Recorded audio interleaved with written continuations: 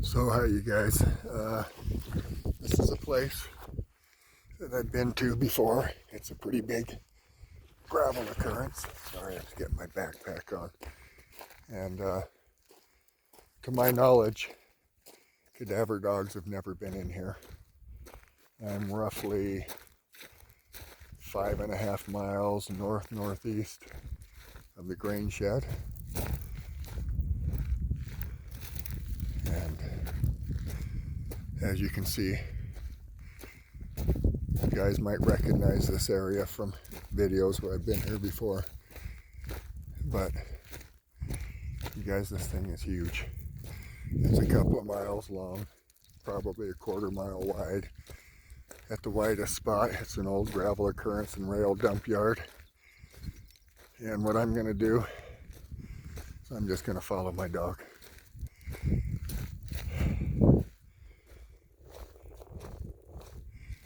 I'm just going to let her do the walking around here, and I'm going to follow her. Harper has a habit of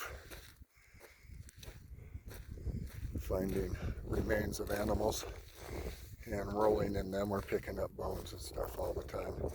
No, she's not a trained search dog or cadaver dog or anything, but her nose is definitely better than mine, and I can't tell you how many times I've been mad at that dog for rolling in a dead cow, so on and so forth.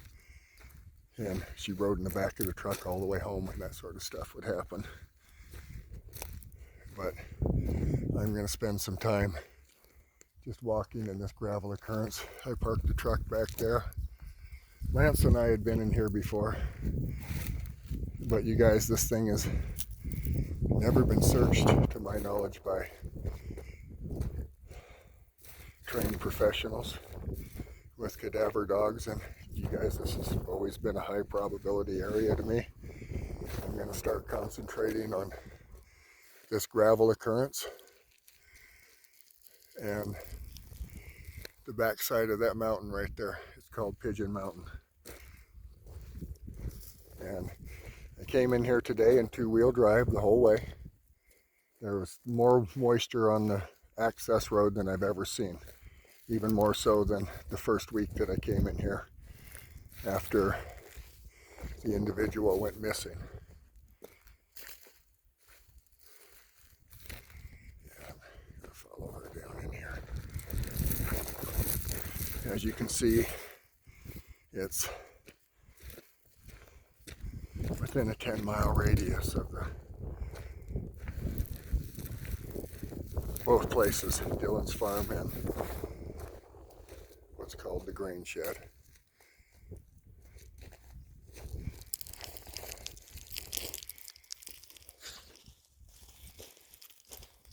Come on. Harp, let's go.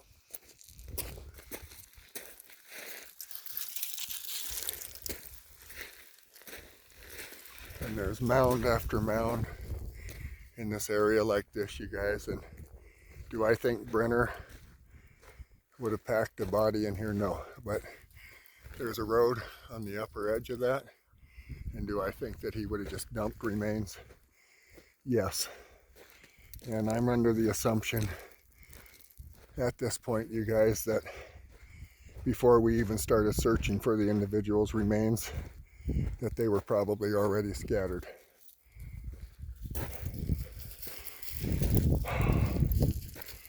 So that's the reason I'm walking the gravel occurrence like this and just following my dog, is in hopes of finding scattered remains, bones of some sort. And you guys, bones that are identifiable. And I can promise you, if I happen to find anything like that, which I think it's very improbable, doesn't mean I'm going to stop. I'm just saying it's very improbable. I definitely wouldn't put it on the video if I find them. It's not going on YouTube. But the searches like this to show you guys the areas that I search.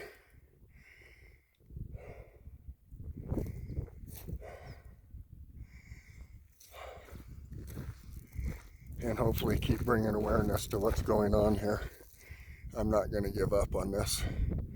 This has been the first really decent weekend of the spring where I felt I could get out here. And everything that's exposed to the south is snow-free. The access road on the way in here was really muddy, but it was doable. And I'm just going to walk. Keep searching this area. I know we've been in here before, but I've done a lot of research on things, and this is a high probability area. And I'm going to research areas that have been searched already. I've walked through here probably at least 3 times now, but there's no way I've covered everything. I've walked the edges up there, and I've walked the edge up there, and I've dug in soft spots that I found in here. But walking the inside of it like this, no, not really, and not hardcore. And you guys, once again, I'm not a professional. I'm just a volunteer that I can't let this go.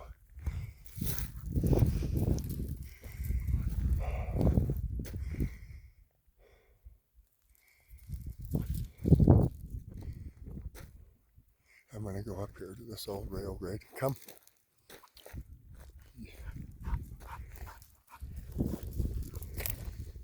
See if you see all these railroad ties up here. That's an old rail grade.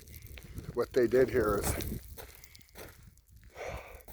back in the day, a steam shovel they would put on a rail and bring the rail into this gravel occurrence, and it would have cars behind it. The steam shovel would dig this gravel, put it in the rail car, and then they would haul it out.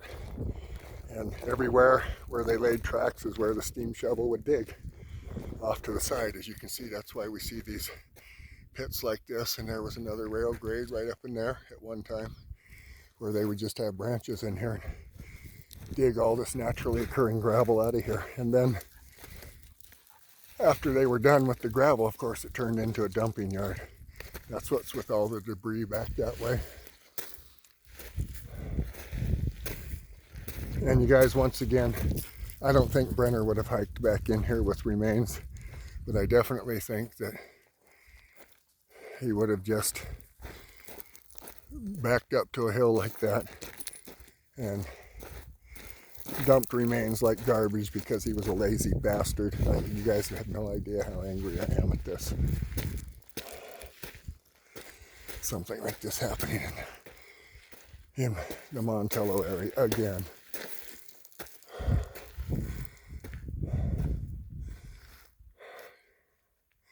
To give you an idea of what I was talking about, you can see all the old railroad ties.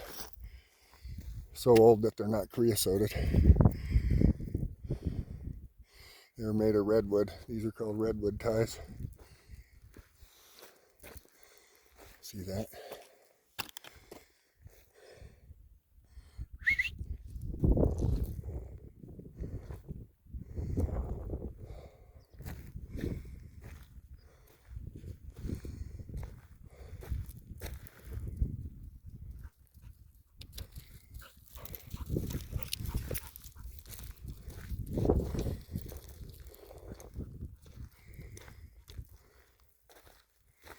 I might go down and look at these tracks in the dirt right there. I don't see where they go all the way up the hill, but I certainly see them right here.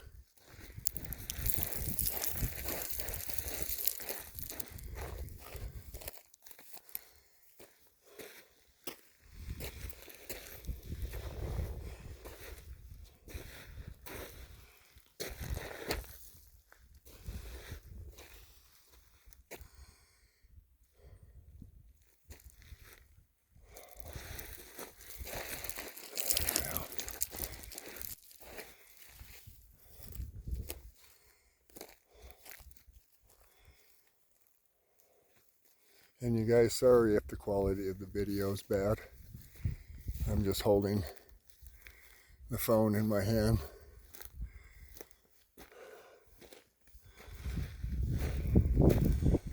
And I walked down in there because nobody else is going to want to walk through that stuff. Got to be looked at.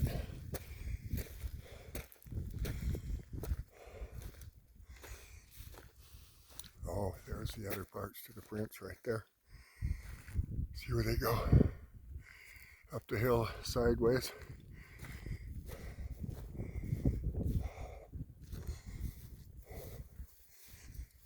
That's how cows go up hills sideways like that. They never go straight up.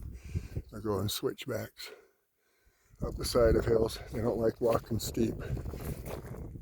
Okay, back down here.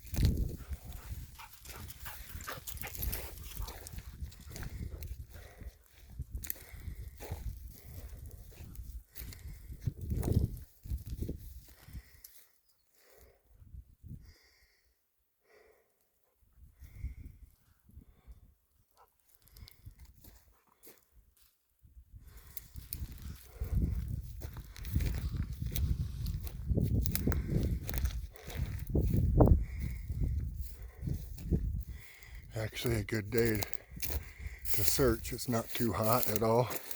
I would say it's about 45. Down here I'm out of the wind pretty much. And it's the first search of the spring. We still have a couple of inches of snow in Wells, and it's melting fast, don't get me wrong, but nowhere near as nice as this. When I got up this morning, it was, I think, 15 or 16 degrees and a heavy frost. Even on top of the melting snow, it seems like it will melt during the day and freeze up really hard at night. This is what I mean by railroad dumping ground. See the debris.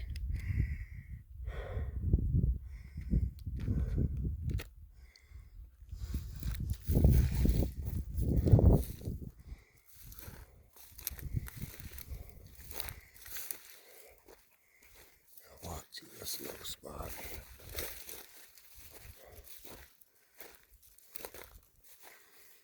You guys, I kind of zigzag through these areas and stop and look as much as I can. Trying to follow the advice of Red Rose, not Irish Rose, Red Rose. She's given me a lot of advice on searching.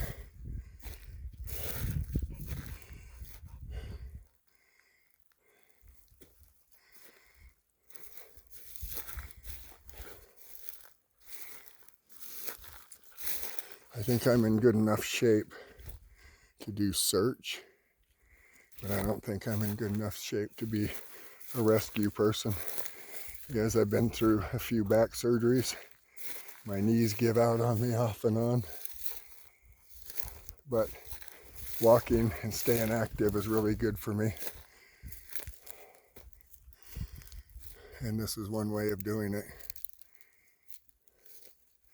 And it's something that I feel is worthwhile doing.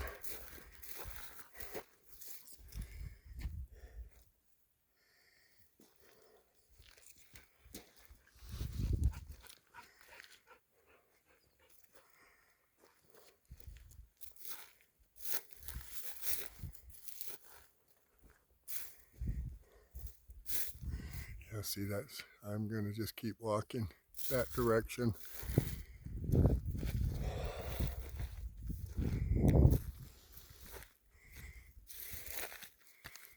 Here's what I look like today. I don't know if you can see me, but here it is.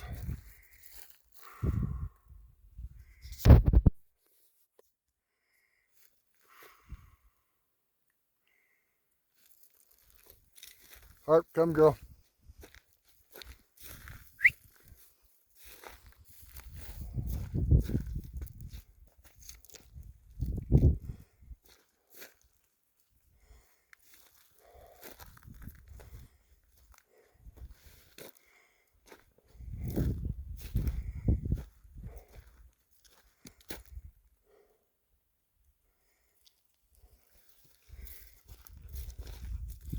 So I go back down in these pits and walk through them. Because if an animal's a scavenger, would usually go into low spots like this out of the wind where they feel isolated, like in washes and such. And that's the reason I'm walking down in these low spots.